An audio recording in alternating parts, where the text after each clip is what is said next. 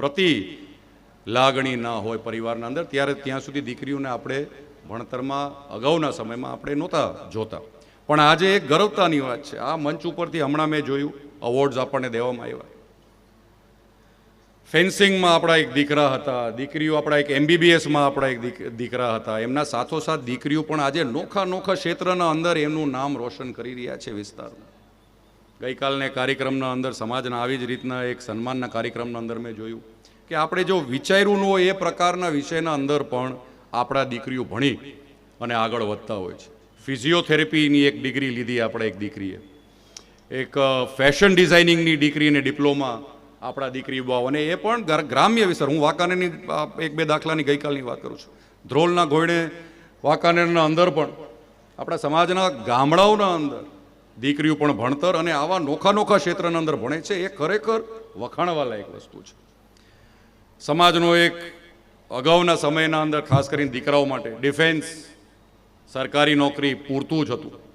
પણ હવે આપણે જોઈ રહ્યા છીએ બધાય ક્ષેત્રોના અંદર સમાજના દીકરાઓ અને દીકરીઓ આગળ વધે છે. એ સમાજના ભવિષ્ય માટે ખૂબ સારી વાત છે.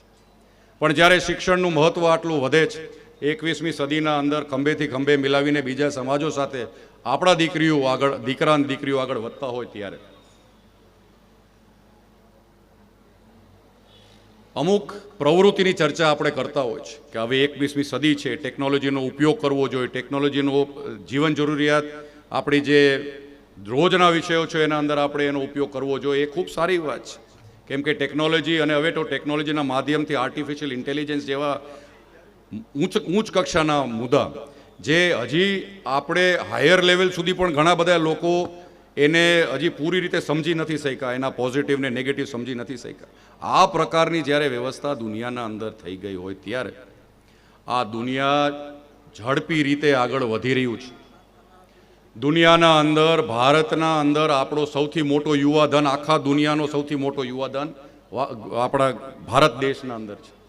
અને ભારત જ્યારે પોતાના પગ ઉપર ઊભું થઈ અને વિશ્વના અંદર પોતાનું નામ બનાવવા જઈ રહ્યું છે, ત્યારે એ યુવાધનનું મહત્વનો રોલ આવનારા સમયના અંદર આવશે.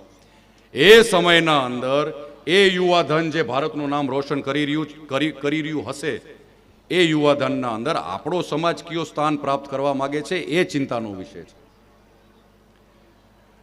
આવનારા સમયના અંદર આપણા દીકરા અને દીકરીઓ ભણે, વિસ્તારનો ગર્વતા આગળ વધારે અને સમાજનું નામ રોશન કરે, એવું તો આપણે માની છે. પણ જે પરિવર્તનની વાત આવે છે, ઘણી બધી વસ્તુના પરિવર્તન કરવાની જરૂર પણ હોય છે. 21મી સદીના અંદર એક ખૂબ ઝડપી બદલાવતો દુનિયાના અંદર આપણે જીવી